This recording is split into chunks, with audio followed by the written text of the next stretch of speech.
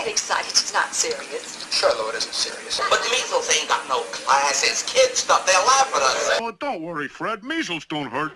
Boy, this is the life, isn't it? Yeah. If you have to get sick, sure can't beat the measles. That's right. No medicine. Inside or out. Like shots, I mean. Don't even mention shots. Yuck! We are really concerned about this outbreak. It is growing. Clark County is the lead because all the cases are in that one jurisdiction at this point. There were 14 confirmed cases and 3 suspect cases. 2 cases, 1 confirmed and 1 suspect, are hospitalized. The age range for the kids is, they're all in children from age 3 through 13. Most of the cases are all fully unimmunized and mostly completely unimmunized.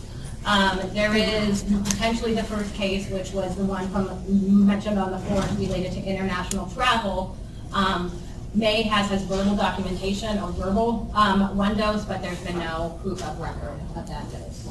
There was this initial case, and then in the second wave, we had 13 cases, which is a lot for a second wave. And vaccine supply for both outbreak response and for the childhood vaccine is plenty. We have, at the beginning of our year for the pot of funding we get from the CDC for outbreak response or uninsured and underinsured adults. So if anybody needs additional vaccine, we can meet that demand at this point. Also for providers, please make sure that your staff have documentation of at least 2 vaccinations or an adequate titer.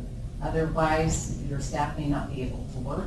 I agree with you that it's pretty worrisome with respect to potential for wider spread throughout the state. So we'll see, but I don't have anything else to add to that.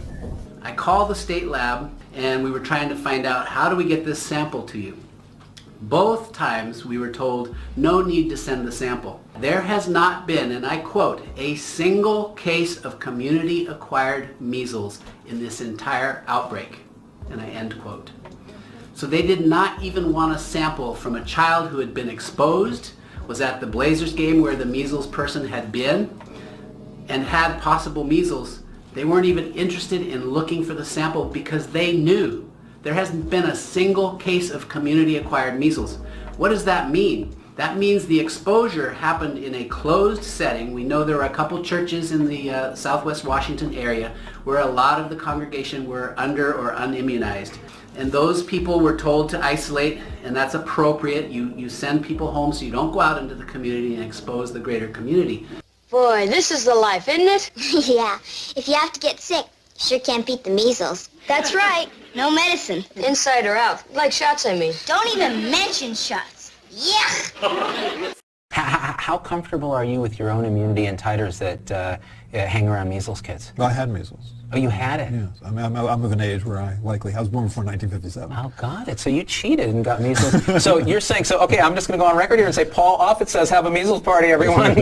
So I have a much greater immune response. It's true. But the question, so say, why not? Well, then why not have natural measles parties? I mean, because if you're going to get a better immune response, that's not the right question.